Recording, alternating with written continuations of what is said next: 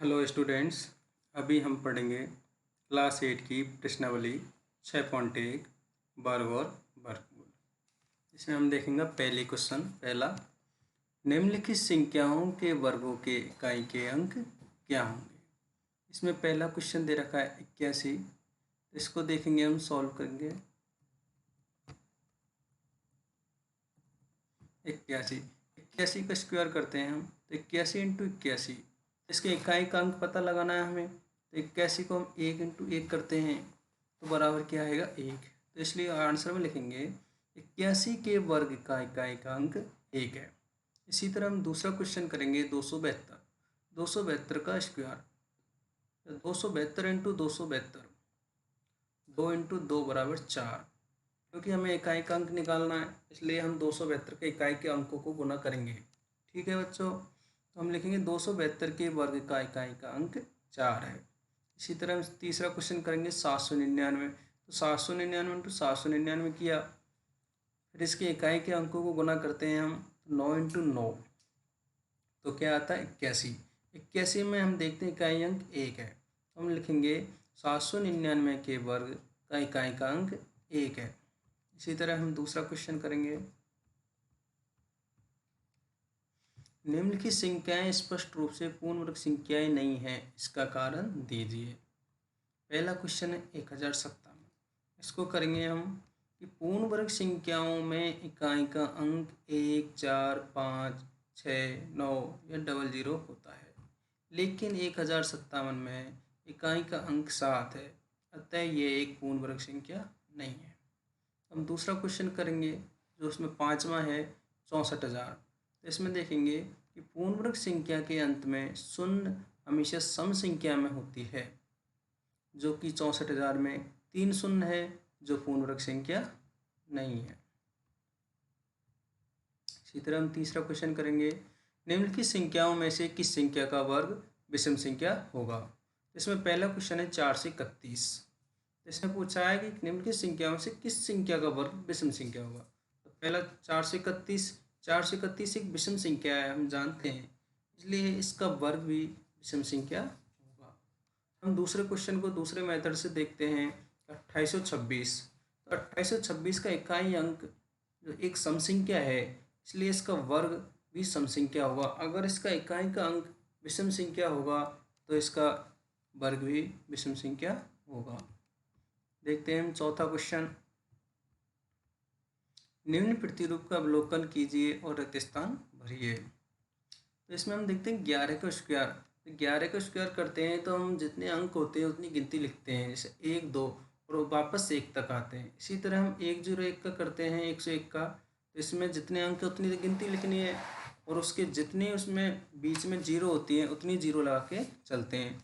जैसे 1 का 1 लिखा, 0 का 0, फिर 1 की जगह हम 2 लिखते हैं, फिर वही वापस हम 1 तक आते हैं।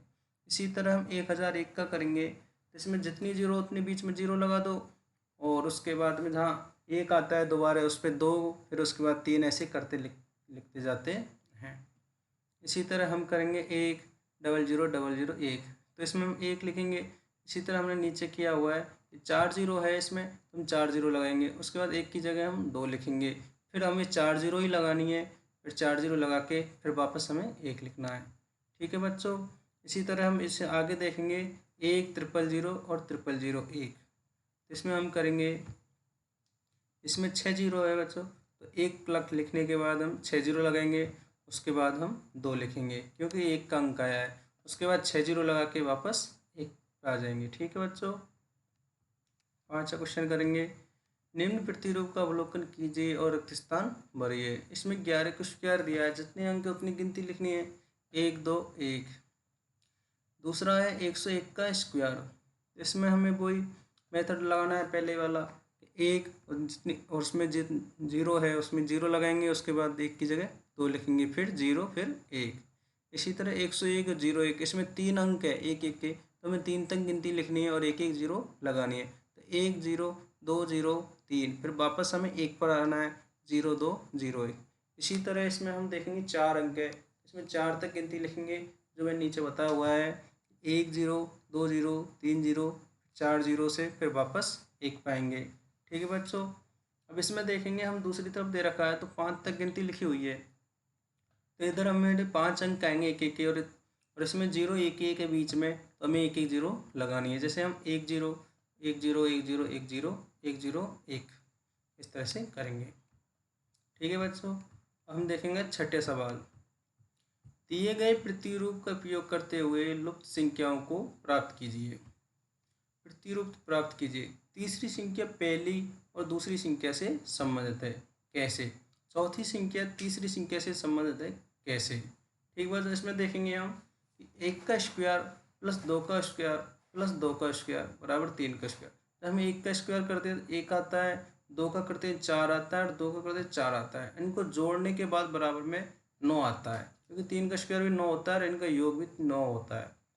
इनका उदाहरण देखते हैं, इसे नीचे देखते हैं कि दिए गए प्रतिरूप के अनुसार जब हम 1 इंटू 2 करते हैं तो 2 आता है, और 2 में 1 जोड़ते हैं तो 3 आता है। इसी तरह हम नीचे देखते हैं 2 इंटू 3 करते हैं तो 6 आता है, और 6 में 1 जोड़ते हैं 7 आता है। फिर हम 3 इंटू 4 करते हैं तो 12 आता है, 12 में 1 जोड़ते हैं 13 आता है। फिर हम 4 इंटू 5 करते हैं तो 20 आता है, और 20 में 1 जोड़ते हैं 21 आता है। फिर 5 इंटू 6 करते हैं तो 30 आता है, 30 में 1 जोड़ते हैं 31 आता है। 6 इंटू 7 करते हैं तो 42 आता है, 42 में 1 जोड़ते हैं 43 आता है। एक हमारी प्रतिरूप है। इसी तरह हम 7वां सवाल करेंगे। योग संक्रिया किए बिना योगफल ज्ञात कीजिए। इसमें दिया हुआ है कि 1 + 3 + 5 + 7 + 9। तो हम जानते हैं कि पहली n विषम प्राकृतिक संख्याओं का योग n² होता है। 1 + 3 + 5 + 7 + 9, तो यहाँ हमारे पास n बराबर कितने हैं? 5। तो हम करेंगे n² बराबर 5 का स्क्वायर बराबर 25। इस तरह से हमारे इस पहले सवाल का आंसर होगा 25। अब दूसरा क्वेश्चन देखते हैं, तो n बराबर इसमें कितने अंक है? 10।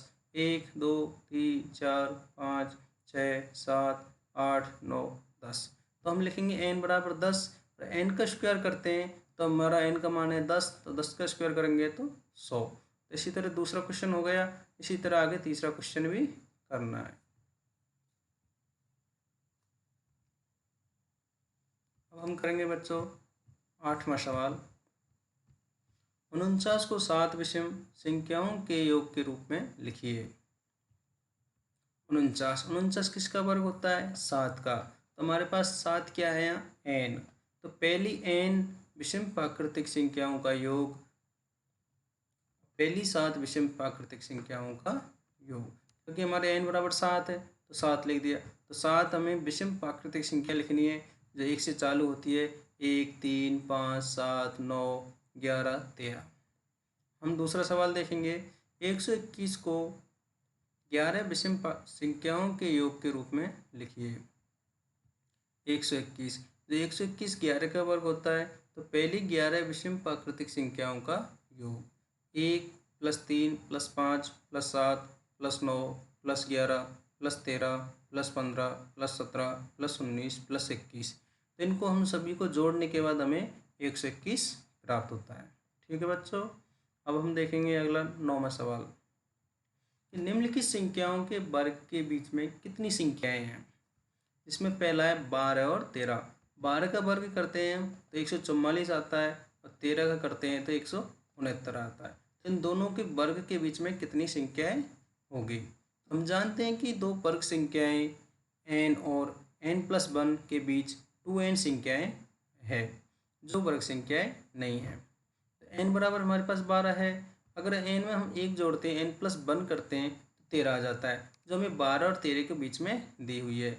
तो 2n बराबर, तो 2 हम करेंगे, n बराबर हमारे पास 12 है, तो 2 × 12 गुना करते हैं तो 12 दूना 24 संख्याएँ आती है। ठीक है बच्चों, बाकी के सवाल दोनों आप करेंगे। ठीक है बच्चों, थैंक यू।